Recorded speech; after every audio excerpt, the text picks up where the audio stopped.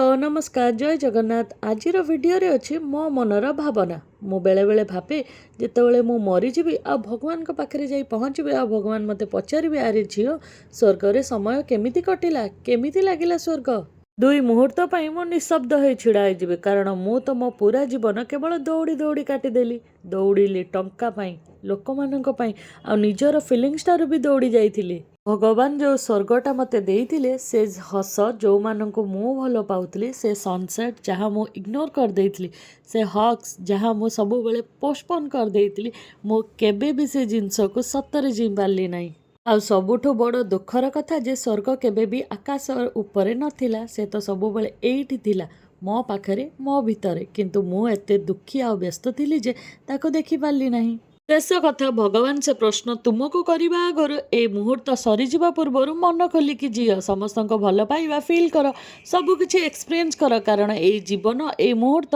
एटा ही स्वर्ग जहाँ तुम्हें भगवान ठारू उपहार पाइच।